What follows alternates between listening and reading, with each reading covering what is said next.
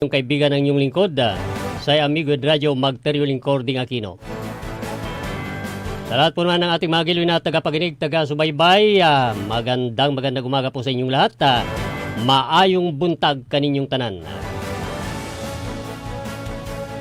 At ngayon, sa ulo po ng ating mga balita, una sa ating balitang lokal, tricycle driver patay sa pamaril sa bayan ng Umingan at 3 katao arestado sa buy-bust operation. Sa ating balitang pambansa, PBBM bumisita sa mga NFA warehouse at 90 million pesos na smuggle na asukal na sabat sa Port of Manila. Sa ating balitang pandaigdig, Chinese students visa kakansilahin ng Trump administration. At sa palakasan, Iyala at Sarasua target ang quarterfinals sa French Open Doubles sa Paris, France. Radyo Pangasinan Balita. At ngayon sa detalye ng ating balitang lokal, patay ang isang tricycle driver sa nangyaring pamaril sa Barangay Lubong, Umingan, Pangasinan. Ang suspect ay kinilalang si Romeo Corpus, 67 anyos, residente ng naturang lugar. Batay sa ulat ng Umingan Police, sa bandang alas 10 ng umaga nang maganap ang krimen habang sakay ng tricycle ang biktima, na kung saan ay nilapitan ito ng mga suspect na riding in tandem saka pinagbabaril. Tinamaan sa dibdib ang biktima na agad na isugod sa pagamutan, subalit idiniklarang dead on arrival. Radyo Pangasinan Balita.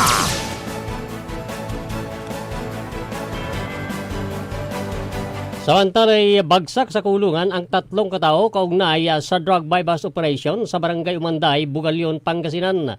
Sa ikanasang anti-illegal drug operation ay nakumpiska ng mga otoridad ang 6 na sachet ng hinihinalang shabu na 3.5 gramo na may market value na 23,800 pesos. Mga drug paraphernalias, isang kalibre 45 baril at 7 bala nito. Ang mga suspect ay naharap pa sa mga kaukulang kaso. Radyo Pangasinan Balita. Nakamit ng lokal na pamahalaan ng Mangaldan sa ilalim ng administrasyon ni Mayor Bonafide Vera Paraino ang 3-star acceptable compliance rating mula sa Department of Energy DOL Luzon Field Office matapos ang isinagawang energy spot check kahapon o noong Miyerkules bilang bahagi ng pagsusuri sa pagpapatuwad ng Government Energy Management Program o GIMPA. Ayon sa resulta ng rating sheet na isinumiti kina Municipal Administrator Attorney Teodora Is Serdan at General Services Officer GSO Fernando Sagisag A. Cabrera, ang mga auditor mula sa DOE, nakakuha ang LGU Mangaldan ng 70% compliance rating na nangangahulugang acceptably compliant batay sa pamantayan ng GIMPA. Layo ng GIMPA na maitaas ang enerhiya at fuel efficiency sa lahat ng ahensya ng pamahalaan sa pamagitan ng tamang paggamit ng kuryente at gasolina at regular na pag-report ng energy performance. Batay sa Department Circular No. 2020-12-0026 ng Department of Energy, obligadong sumunod sa GIMP ang mga government agency kabilang ang mga local government units LGUs upang makatipid sa gastos ng gobyerno at makabawas ng carbon footprint. Nakatuon sa 4 na pangunahing aspeto ng GIMPA ang isinagawang energy spot check sa lokal na pamahalaan, institutionalization ng energy efficiency and conservation practices, pagsasagawa ng electric conservation measures, mga hakbang para sa pagtitipid sa gasolina at tamang documentation at reporting ng energy inventory.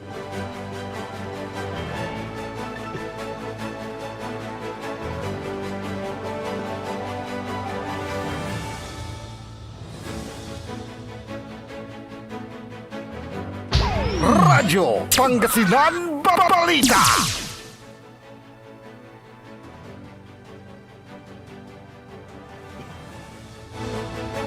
Meron tayong 9 na minuto magalipas ang alas 7 Sa detalye naman ng ating mga balitang pambansa, personal na binisita ni Pangulong Ferdinand Marcos Jr. ang dalawang warehouse ng National Food Authority San Ildefonso, Bulacan at pagkatapos ay nagdaos ng dialogo sa mga magsasaka. Nagpahayag ng Pag-asa ang mga magsasaka na patuloy na bibili ang gobyerno ng bigas mula sa kanila kahit patapos na ang panahon ng tag-ani. Umapila rin ang mga tao na dagdagan o itaas ang buying price ng dry palay o unmilled rice mula 24 pesos sa kada kilo ay gawing 28 pesos sa kada kilo. Inihayag pa ni Pangulong Marcos na pag-aralan ng gobyerno ang isang pagkakasundo sa rice floor prices kung saan ang mga magsasaka ay hindi mawawalan ng tubo at kita. Nangako rin ang Pangulo na paghuhusayin ang pasilidad, daragdagan ang equipment at trucks at palakasin ang assistance program ng mga magsasaka ng Department of Agriculture. Samantala, inikot naman ng Pangulo ang interior ng dalawang warehouse para i-check ang NFA rice stocks. Sinabi ng NFA na nagbukas sila ng 134 warehouse at nakatakdang magdagdag ng 36 ngayong 2025. Plano rin ng mga ito na magbukas ng Kadiwi stores sa nasabing warehouse para magbenta ng 20 pesos kada kilo ng bigas. Target naman ng NFA na may patupad ang 20 pesos per kilo rice program sa buong bansa. Samantala, sinabi ng Department of Agriculture na asahan na ng mga Pilipino ang matatag na supply ng bigas at retail prices sa kabila ng papalapit na lean month dahil sa good harvest season. Ang lean months ay darating pagkatapos ng tail end o sa huli ng local harvest season, sakop ang buwan mula Hunyo hanggang Setyembre.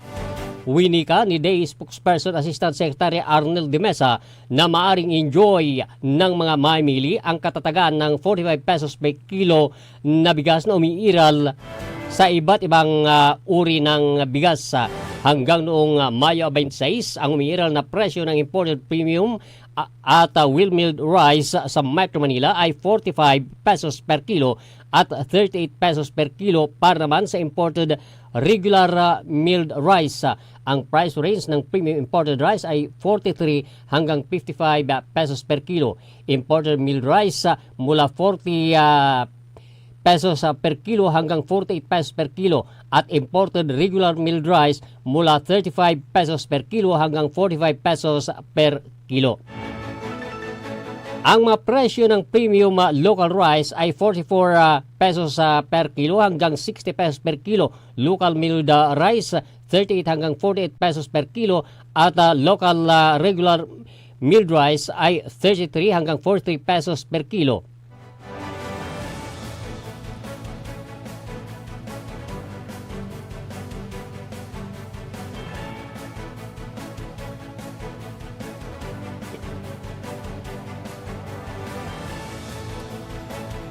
Sa iba pa nating balitang pambansa, inihayag ng Bureau of Immigration na ang naarestong Chinese national noong Mayo 21 na si Su Xian ay posibleng may kaugnayan sa Philippine Offshore Gaming Operators o POGOS.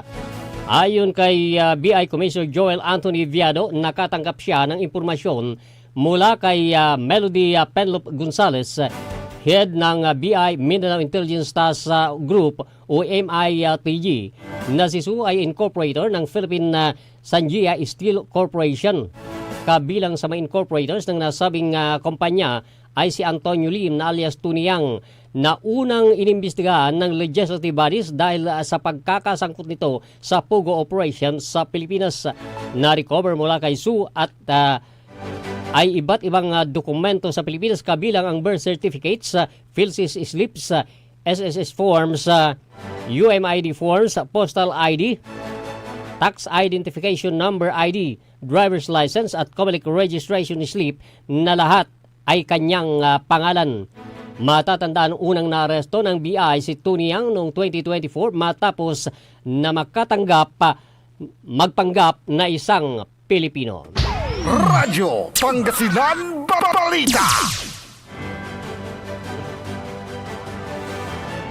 Samantalay, 8 wage adjustment petition na nagtutulak na 555 pesos na dagdag sa sahod ang inihain sa Regional Tripartite Wages and Productivity Board o RTWPB sa National Capital Region o NCR.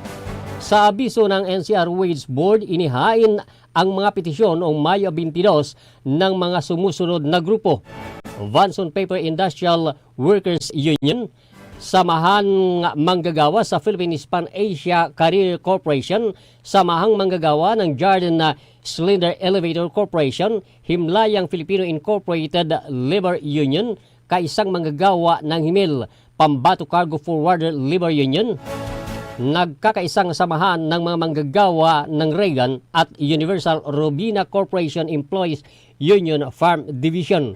Sinabi ng NCR Wage Board na ang petisyon ay tatalakayin sa itinakdang public hearing sa Hunyo 17 sa Occupational Safety and Health Center sa Quezon City. Nauna nang sinabi na ng RTWPB NCR na nagsimula ito sa pagripaso sa minimum wage sa Metro Manila sa oras ng anibersaryo ng nakarang salary adjustment sa rehiyon. Huling naglabas ng Wage Board ang NCR ng salary adjustment para sa minimum wage earners noong Hunyo 27, 2024 na nagkakalaga ng 35 pesos. Nagkabisa ang pagsasaayos noong Hulyo 17, 2024. Ang kasalukuyang daily minimum wage sa NCR ay 645 pesos para sa non-agricultural na manggagawa at 608 pesos para sa mga nasa agrikultura, maliit na retail service at establishment. Radyo Pangasinan Balita. Naglunsad ang Philippine National Police nitong Miyerkules ng Joint Agency Anti-Kidnapping Committee sa gitna ng pagtaas kamakailan ng abduction incidents na kinasasangkutan ng foreign nationals na gumagamit ng bagong teknolohiya kabilang ang cryptocurrency upang hindi mabuking.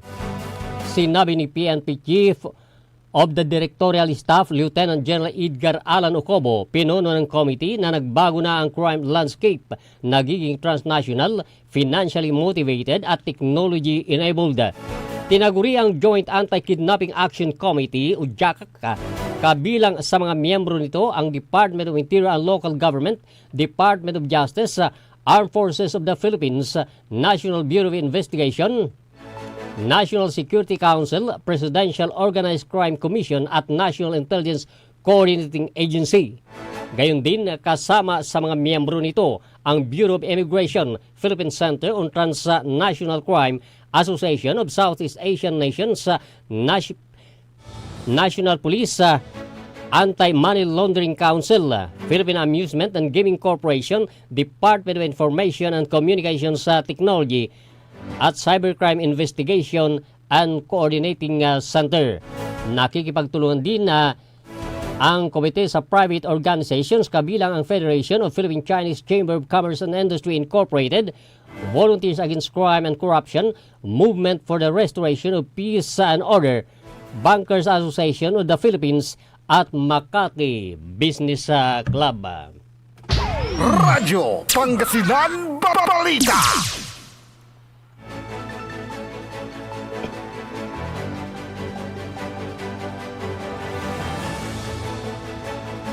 Meron tayong 18 minuto makalipas ang alas 7. Sa detalye pa rin ng ating balitang pambansa, mismong si House Education Chairman at Pasig City Representative Roman Romulo ay hindi kumbinsido na epektibo ang ipinatupad na K-12 program ng gobyerno. Ayon kay Romulo, 13 taon na mula nang ipatupad ang naturang programa, ngunit hanggang sa kasalukuyan ang graduates ng K-12 program ay nananatiling unqualified para sa trabaho. Anya, ang K-12 ay ginawa upang mas maagang maihanda ang graduates na makapagtrabaho, subalit ang mga kumpanya ay mas nais pa rin ang college graduate bilang may empleyado, kaya bandang huli ay lumalabas na diskwalipika ang senior high school graduates. Inihalimbawa ni Romulo ang graduates ng Technical Vocation Livelihood o TVL track na binibigyan ng National Certificate Level 2 NC2 nagaya lamang din ng nagtapos din sa Technical Education and Skills Development Authority o TESDA courses. Mas mainam pa ang TESDA graduates dahil ilang buwan lamang sila nagsanay kumpara sa senior program na 2 taon. Puna pa ng mambabatas na ang senior high school graduates ay hindi pa rin kayang makipagsabayan sa mga college graduate. Radyo Pangasinan Balita. Tinatayang nasa 90 million pesos ang halaga ng mga smuggle na asukal at sigarilyo ang nasabat ng Bureau of Customs katuwang ang mga lokal na otoridad sa Port of Manila noong Huwebes. Ayon sa BOC, kabilang sa mga nagsagawa ng inspeksyon, ang opisyal ng Department of Agriculture DA at Sugar Regulatory Administration o SRA kung saan nagresulta ito sa pagkakumpiska ng nasa 9 na milyong pisong halaga ng smuggled na asukal at 81.06 milyong piso halaga ng smuggled na sigarilyo. Ayon sa DA, nasamsam ng mga otoridad ang 4 na container van na may kargang 2,050 kilo bag ng refined sugar mula sa Thailand na inangkat ng Lapas Multipurpose Cooperative na nakabase sa Rojas City. Ayon sa BOC, nito lamang nagdaang Enero ay may 2 pang container van ang may dalang refined sugar ngunit idiniklara bilang sweetener mix. Idiniklara namang abandonado ng consignee na si Yabay OPC ang nasabing kargamento. Kaugnay nito, nagmula naman ang may smuggle na sigarilyo sa Taiwan kung saan idiniklara ang naturang shipment na naglalaman ng mga tela. Radyo Pangasinan Balita.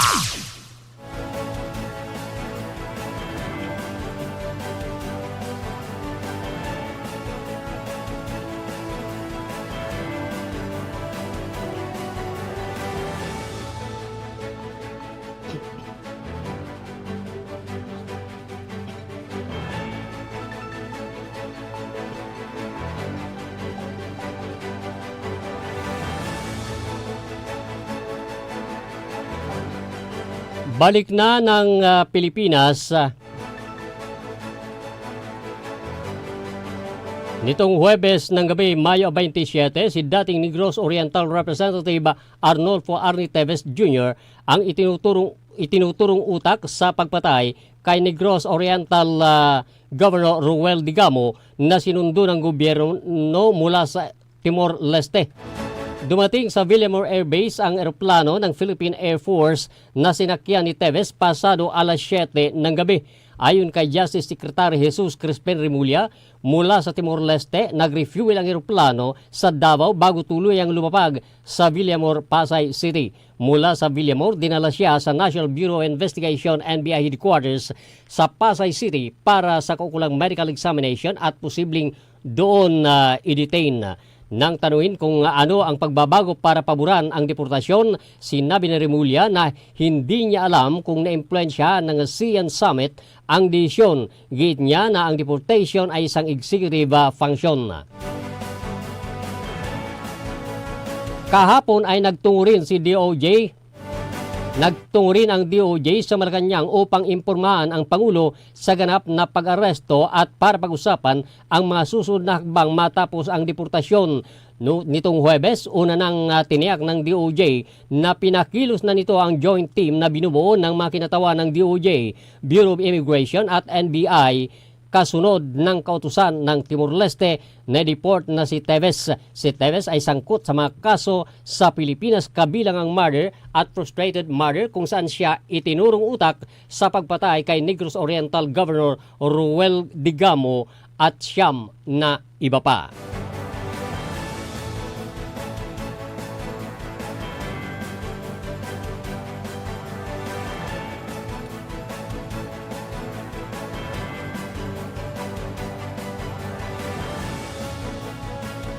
Hinirang ni Pangulong Ferdinand Marcos Jr. si Criminal Investigation and Detection Group CIDG Chief Police Major General Nicolas Torre III bilang bagong hepe ng Philippine National Police o PNP.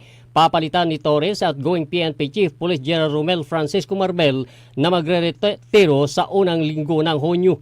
Bago naging CIDG Chief, pinangunahan ni Torre ang pagpapatawad ng pag-aresto kay dating Pangulong Rodrigo Duterte sa kanyang kasong crime against humanity sa International Criminal Court noong Marso ngayong taon. Bago naman itinaga si Torre bilang hepe ng CIDG, naging hepe siya ng Davao Region Police na nanguna sa operasyon laban kay Pastor Apulo Kibuloy noong nakarang taon. Nauna rito, sinabi ni Marcos na pipili siya ng isang very senior officer na alam ang sitwasyon para pamunuan ang 220,000 strong police force. Ayon kay Birsamin, 5 pangalan ang kinonsidera ng Pangulo para sa PNP Chief. Hindi na ibinunyag ni Birsamin ang mga pangalan ng iba pang pinagpilian. Ang paghirangan niya sa opisyal ng PNP ay dapat manatiling confidential.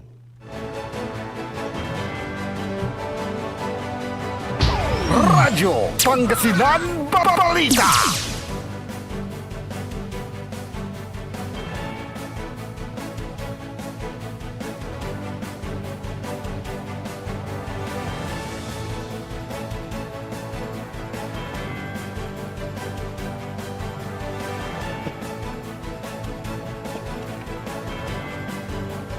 Dalampot 5 minuto magalipas ang alas 7 sa detalye naman ng ating balita mula sa ibayong dagat.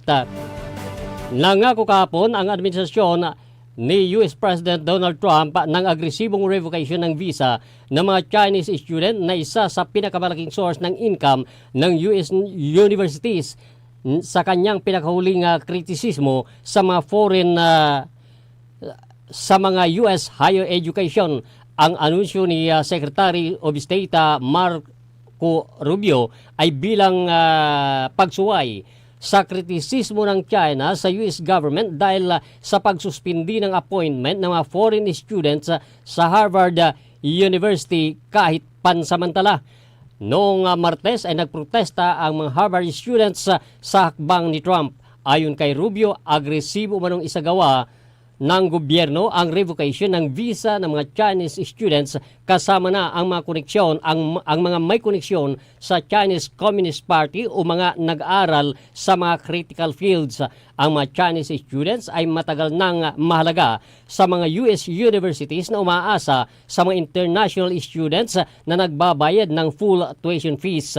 Noong academic year 2023-2024, ang China ay nagpadala ng 277,398 na mga Chinese students ayon sa State Department, batay naman sa report ng Institute of International Education. Radyo Pangasinan Balita.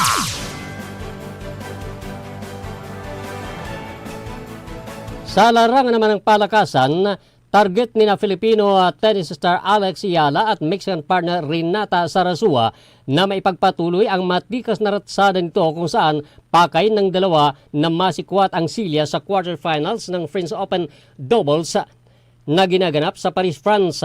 Sasagupain ni na Ayala at Sarasua sina Olga Danilovic ng Serbia at Anastasia Potapova ng Russia kung saan hagngad ng dalawa na makahirit ng tiket sa last 8. Mainit na sinimulan ni Ayala at Sarasua ang kampanya nito matapos kubrahin ang 7-5, 6-4 panalo laban kina Emily Appleton at Great Britain Yvonne Cavalli Rivers ng Spain sa first round noong Martes.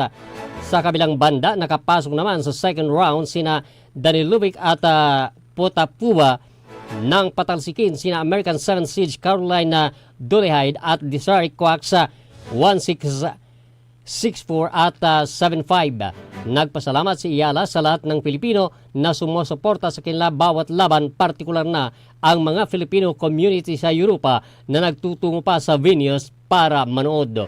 Umaasa si Ayala na patuloy itong makakatanggap ng suporta mula sa kanyang mga tagahanga hanggang sa dulo ng kanyang laban. Ito ang kauna-unahang pagkakataon na nakapagtala ng panalo ang isang Filipino-Chinese player sa isang Grand Slam event. Radyo Pangasinan Balita. 29 na minuto makalipas ang alas 7. Magbabalik ang Radyo Pangasinan Balita. Makalipas lamang ang ilang paalala. Ang puta-putang Iren Balita. Araw-araw na tayo po'y nasa Senado. Araw-araw po kaming magtatrabaho para sa kapakanan ng inyong mga anak. Ang puta-putang Iren Sunata. All I dream of is your eyes. Son ang puta-putang Iren Impormasyon. Aya sa DWJE 88.1 FM Radyo Pangasinan. Paborito. At WellCare Diagnostic Center, your health is our priority. From routine checkups to advanced diagnostics, we provide accurate, timely results, ensuring you're always on top of your well-being. Whether you need a blood test, x-ray, or ultrasound, our state-of-the-art equipment and professional team are here for you. With a convenient location and fast results, we make healthcare easier. Message us through our WellCare Diagnostic Center Facebook page or visit us at the Mapandan Town Center for an appointment. WellCare Diagnostic Center, your health, our care. Visit WellCare Diagnostic Center, located at Mapandan Town Center, Mapandan, Pangasinan. For reliable and top-notch healthcare services, you deserve the best care. WellCare Diagnostic Center. Mare! Kabigla ka naman, Mare, ah! Grabe, gimaggana ka, ah. Mare, di mo sinabi na uwi ka pala ng San Carlos. Ay, oo. Namiss ko na kasi dito ang pamilya ko. Ito na palang San Carlos ngayon. Grabe, Mare. Ang laki na ng pinagbago. Siyempre naman, Mare, alam mo ba na dito sa syudad natin, malaki na talagang pagbabago. Mula sa mga infrastruktura, nandiyan na mga konkretong daan at mga bagong pasilidad. Wow! Meron din tayong trending na ayos, kalusugan karavan na nagbibigay ng libreng serbisyong medikal. Palipalitan, ah! Saka, nandiyan din ang mga programang pag-agrikultura para sa ating mga magsasaka. Ay, wow! At higit sa lahat, Maria, ang pagpapanatili ng peace and order ng ating syudad. Perfect! Di lang yan, binibigyan din ng halaga ang kapakanan ng lahat ng tao at pantay na karapatan sa mga serbisyo ng gobyerno. Grabe, Mare! Ang bongga na talaga ng San Carlos. Parang ayoko na bumalik sa ibang bansa. Oo, Mare. Kung ako sa'yo, dito ka na lang sa San Carlos. Dahil sa San Carlos, tunay na subok na ang serbisyong ayos. Mayor Julia Ayoy Resuello po, kasama si Vice Mayor Jose Resbox Resuello at ang Sangguniang Panglungsod ay nandito upang umagapay at magserbisyo sa ating minamahal na syudad. San Carlos, maunlad, ligtas at maayos. Hindi ba napapansin ang inyong negosyo, mga kapaborito? Abay, magpa-advertise ka na dito sa DWJE 88.1 FM Radyo Pangasinan. We are located at the 3rd floor of Jumel Building, A.B. Fernandez East, Tagupan City. Or you may contact us at 0968-444-4290 or 0956-168-4908. O bueno, mga kapaborito, magpa-advertise na! Mas pinalakas, mas pinatindi, mas pakikinggan. Serving Pangasinan through music, news, and information. Ito ang DWJE 88.1 FM Radyo Pangasinan. Jad Dagupan, walay saksakay ya radio station ya iyayag nasaray Dagupenyo. Jad Bunuan Binlo. Paborito. Bunuan Buking. Paborito. Bunuan Gese. Paborito. Kalmay. Paborito. Karae. Paborito. Tanjad Karanglaan. Paborito. Aya, so 88.1 Radyo Pangasinan. Paborito ng kabataan at matatanda. Paboritong pakinggan sa bus, tricycle, jeep at mga opisina. Paborito mo, paborito ko, paborito nating lahat. DWJE 88.1 FM Radyo Pangasinan. DWJE 88.1 FM Radyo Pangasinan.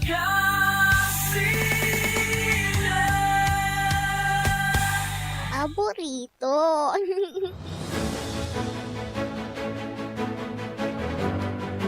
Well, walang tila na tulumputan 3 minutos sa kasumpalan alas 7. papawil sa programa na Radyo Pangasinan Balita. Prejad panamaglini na saray arumniran balita, impormasyon. At siyempre walang paningbat na sara arumniran na makabaliksan ya isyo. Siyempre dyan nga ran na kapaborito Amor Ligaspe Diga. Ya agtayo kaibad saya na kabusan na yak ninsin siya so wala na kaibayo ko lupyo. Magteryo lingkor ding Aquino. Jad saray arumnira ya balita. Well, ni paakar at sayay implementasyon na sa K-12 program. May kaaruman ya duaran na taon with basic education. Dati, antes to may kinder from grade 1 to grade 6, then first year to fourth year, 10 years dati. Pero imaruman so sa may K-12 program with expectation nasa gobyerno ya nitarya. Susaray estudyante at sa may panaral da at kolehiyo, iya masara ya at walan akatarya. Tan in preparation at sa may planura nanto sa may manipag ya kurso, iya alang da at kolehiyo. So that sa K-12 program was implemented noong 2016. Ni pakarasaya ibabagan mismo ya si House Education Chairman tan Pasig City Representative Roman Romulo at ibabagan aga kumbensido ya epektibo so walan implementasyon na K-12 program at gobyerno. Unong at kinan Romulo sa ikwanto jay 13 taon na pero liwaya I guess this is a typographical error. It's not 13 years nalaponan nalaponan maingga po na sa implementasyon na sa K-12 program is not 13 years. Kano 13 years siya, labiton iba, it was implemented noong 2012 ta 2025 natan. Pero sa itutuay implementasyon tuya sa K-12 program is started in 2016. Akin antakya ay talagang 2016 ya sigurado ak lapod sa may kumadwa ya anak ko who is now in Cebu at sikara sa may first batch ara may mang-graduate la kumon at fourth year high school pero nan umpisa sa may grade 11.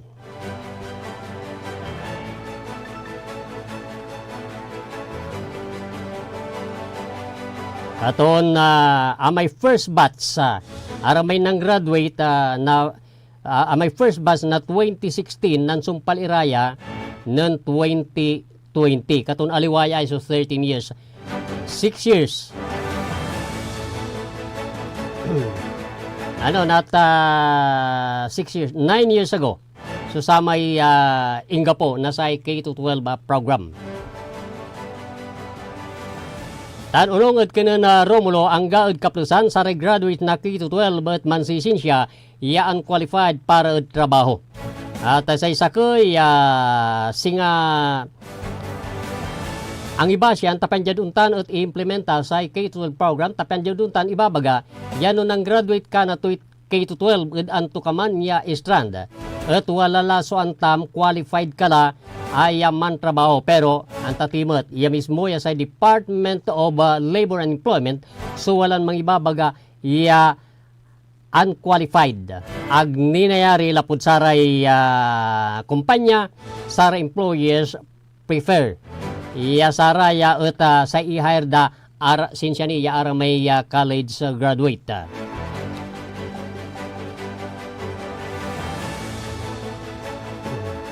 Ni pakarisaya at inyalimbawa ng Romulo sa graduate na Technical Vocational Livelihood o TVL track yay dan na sa National Certificate Level o NC2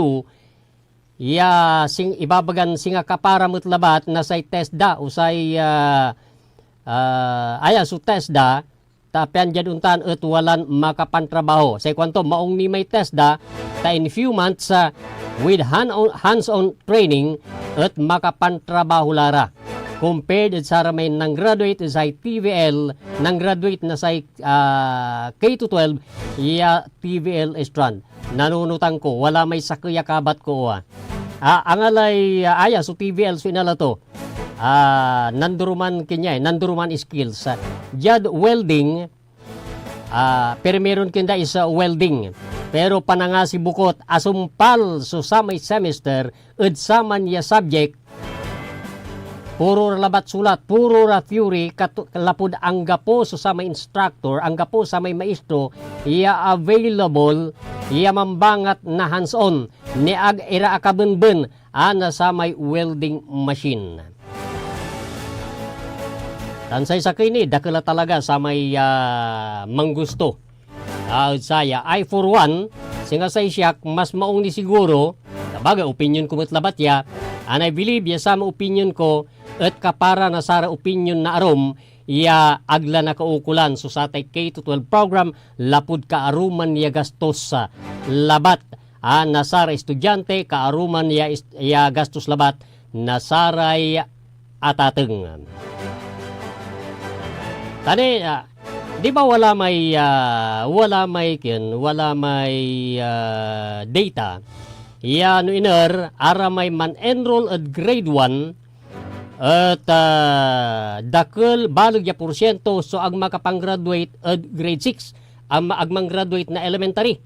Then ara may umpisa at first year ang may grade 7 natan. Nunin saman ang may first year maara may man enroll na first year dakil so ang makapang-graduate na high school ang may anggad fourth year. Inaruman ni so sa may basic education na 2 taon. So in my opinion mas dakil so ang gano ara may makapang-graduate bibilang na fourth year high school grade 10 iyan na rin agla makapan-aral at grade 12 lapo at sa may kaaruman iya gastos no i-konsidera so sa may financial capabilities nasaray atateng. Katon parad sa siya ka at siguro it's about time ay talagang panaralan na sa Department of Education no kasi ay K-12 at ituloy udino ande. Tadakil susare atateng iyawalan mangibabaga iya abala labat at sare ugugaw. Say for example, nang graduate ka ng saman na 4th year, no alilingtot anggad 4th year labat. Kapang amay man, no nang graduate ka, insang ka nang graduate na K-12, amay man enroll ka at first year college, wala lakala at third year college. So in 2 years time kumon, at mang graduate la at kolehiyo, so sa kaya estudyante, pero natan, 4 taon, 5 taon niya pag-pag. So sa may sakripisyo, sa manunaan niya sakripisyo ditan, lapod irap na bilay, at sa may gastos na sare estudyante, gastos na sare atateng. Ang gaman, dakil met susaray atateng, yano iner, ang gano panoy irap na bilay, ang gano panoy irap na sa may mampaaral, at dakil susamay talagan mansusot. Kanjad untan at walay nasumpal makapang-graduate susare anak da. Kanjad untan jad arapen wala may ibabagalante kumon manaral ka dapat manaral kayo si kayuran ugugaw tapan jad untan ara may irap minunsaman at agyula nalikna tamairap susamay ang gapoy aral.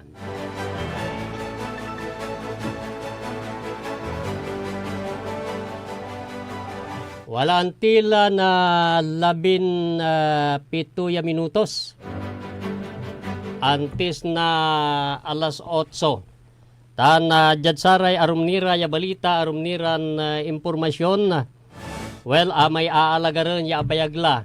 Aalagaran no sipaso sa may unsublay ya hepe na sa Philippine National Police o sa PNP chief at walala at panamaglay ng General Torre. Si Torre at responsable at sa may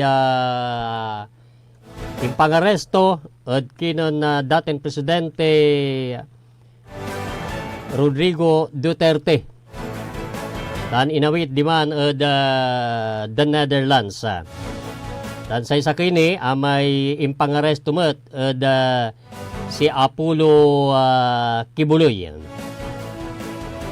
Ibabagay si kato sa may first alumnus na sa PNP o sa Philippine National Police.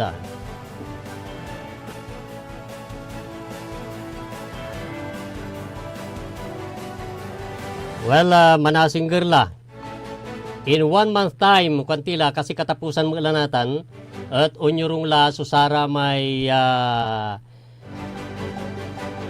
aramay apili at sa may imbanagya eleksyon. Siyempre, dyan sa aramay re-elected, wad talara, pero aramay newly elected. Guys, aratan so sabay-sabay. Ayawalan unyurong no Hunyo at 30 o dinuyad Hulyo 1. At syempre, it is expected dyan sara may, say for example, dyan sara ay Sangguniang Bayan, wala ray arway buuan man create na sa may committee chairmanship ditan at balay na mapandan. Kumpirmado manaya so sa may ditan at bali na mapandan no iner at after the election nantutungtong laray Sangguniang aram elected re-elected tan aram newly elected ya Sangguniang Bayan members minus including the local chief executive minus amay balo ya konsehal ditan si Bang Biagtan nan meeting binuo so sa may committee chairmanship pero agda impila ud sa may meeting hindi po siya nakasama kundi tinirhan na lang siya ng tira-tira na committee na kanyang pangunahan, which is parang diskontento itong number 2 councilor na si Bang Biagtan na taga dyan po sa amin sa bayan ng Mapandan ay sa barangay Baluling bayan po naman ng Mapandan.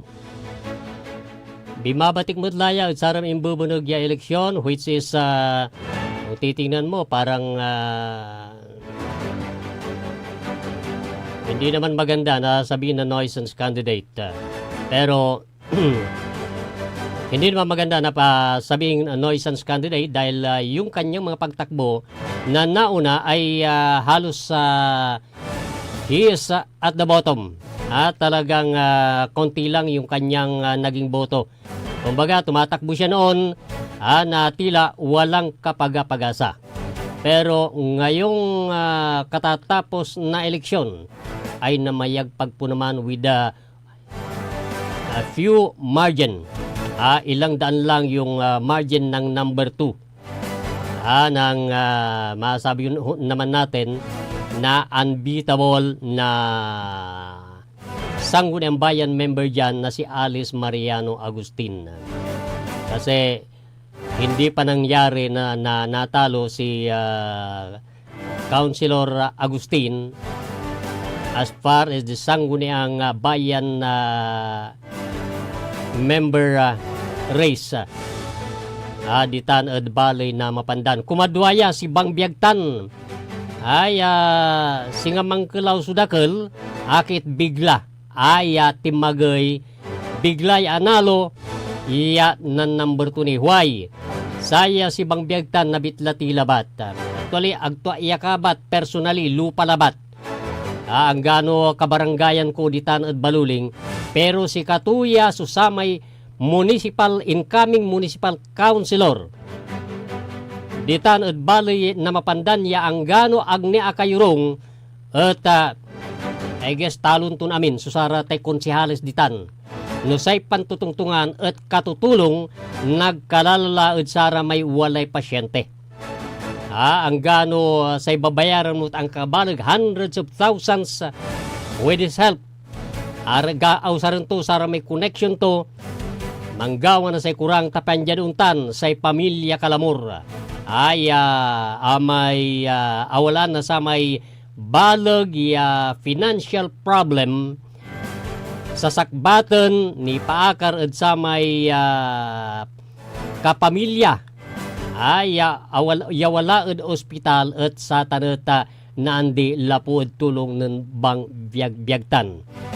Siyak sumanisya, sikatutan susakay faktor huway na sa katatapos na eleksyon ay namayag pagpunaman. Itong si bang biagtan. At syempre sa lahat ng mananalo dyan po sa bayan ng Mapandan, congratulations.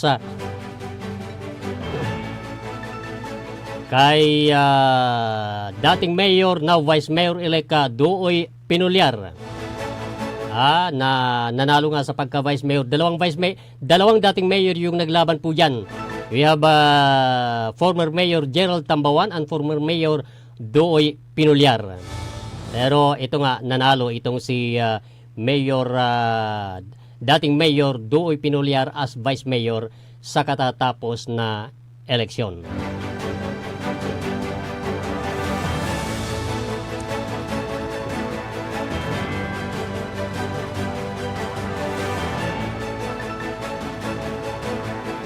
Patungkol po naman sa nalalapit na barangay eleksyon. Uy, siya nga pala. At 30 at 31 ngayon. Nako, fiesta po dyan sa amin sa Barangay Baluling Bayan ng Mapandan ngayon at bukas.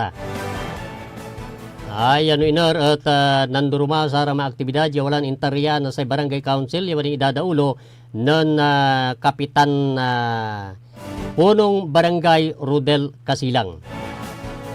Siyempre, saray kakaiba to da barangay council. Sa ikon ko expect say fiesta na sa Baluling sayan taon ay magiging bongga. Kasi that is siyempre may singa ipanungnumot na sa kaplusan niya kapitan si kato at dapat ipawil untumbok yung eleksyon. Kasi sa ibabaga na si Comelec at natuloy na actually gagawin lang sa may preparasyon at sa eleksyon no Disyembre 1. Tuloy sa may preparasyon unless wala sa may loy, yawalan iluksab, yawalan i-postpone o iguntang susatay barangay election. Pero as of now, sa lahat po naman ng ating mga kababayan, sa ating mga tagapaginig, alam po natin na marami po sa mga ito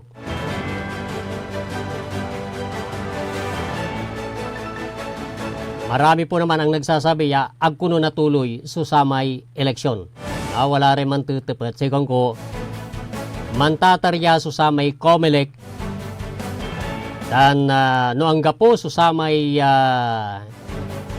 kurang tapanjan untan at naampurantan sa eleksyon tuloy sa eleksyon.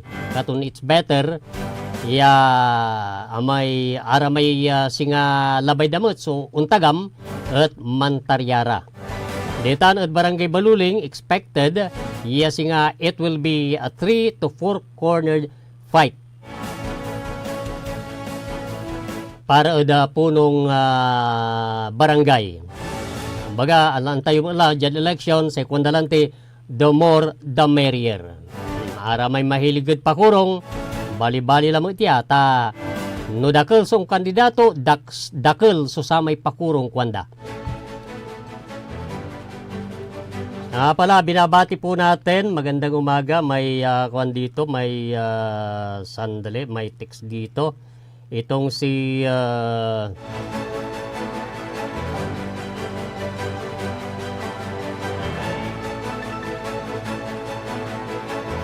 Jerome Ballesteros Antinorio. Nasay Portic Bugalyon.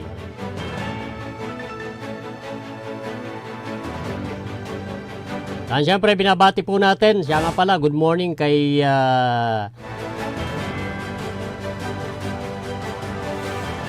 Jesus sa Tandingan, Ditan at Barangay Baluling, Baloy na Mapandan. Ay mabutbut, ay walan mandirngel. Ada sayan istasyon. Ano miraya minutos antes na alas 8? Talaran nyo alas 8 sa programang Likna ay Baloy with Joseph Bacani. Tanuntan mo at si kapaborito RJ Jimenez.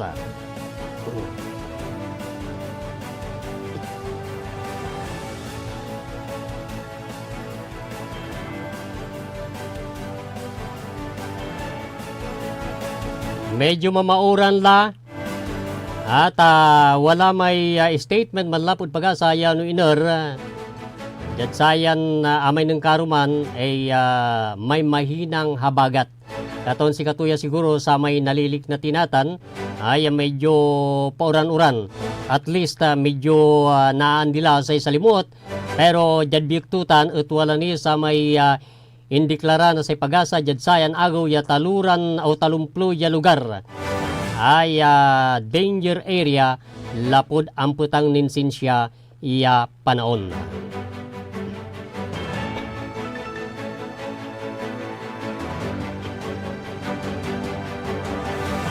Sa ibabaga na gobyerno manaya at kaya i-sustain na gobyerno susay panlako na 20 pesos sa per kilo iya bulas yang gaud 2020 pero atan at pinili.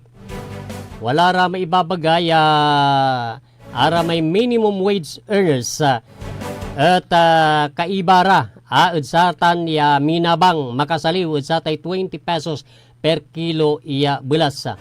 Tan unong sa may report wala sa may participating companies. Ay sa may empleyado ra ya minimum wage earners at makasaliw na sa tay bulas. Well, siguro kaibang laraman sa ray below minimum. Taan tatimot ya anggaman wala sa tay minimum wage at kada rehiyon. Ang tatimot ya wala ra sa may kumpanya ay nuiner at below minimum so sa may ibabayar da o may ipapasweldo ra at saray empleyado. Kumon nga makapantupati labat panon kasi sa may implementasyon satan regarding wala sara may participating companies. Panon to bibilang susara may agaman trabaho. Ara may agunluloob ang gapo sa may employer da. Wala man kasi tatawagan ni underground economy. Singasara may manlalako laba dita na yung pong mga nagbebenta ng kakanin ay yung sa mga sidewalk nagbebenta po naman ng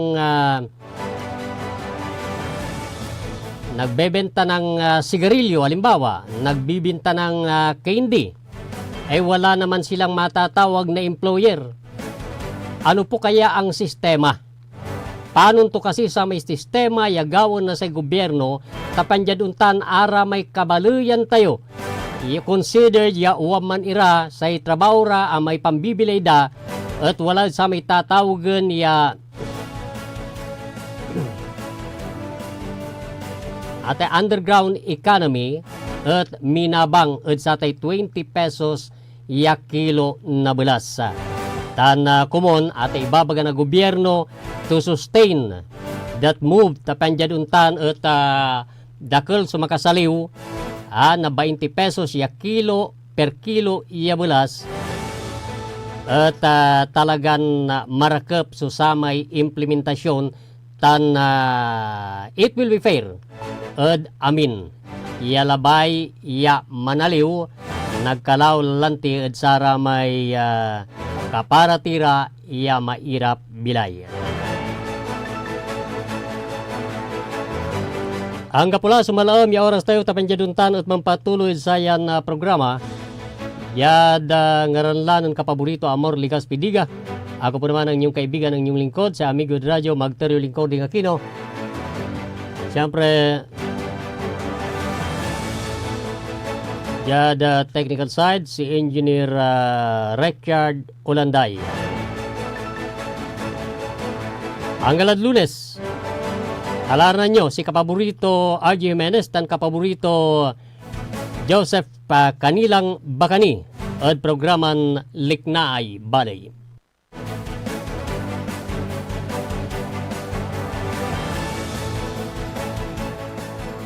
Sikaratan susaray manunaan na balita. Etsayan kabuasan. Radyo Pangasinan Balita. Ang puta-putang Iran Balita. Araw-araw na tayo po'y nasa Senado. Araw-araw po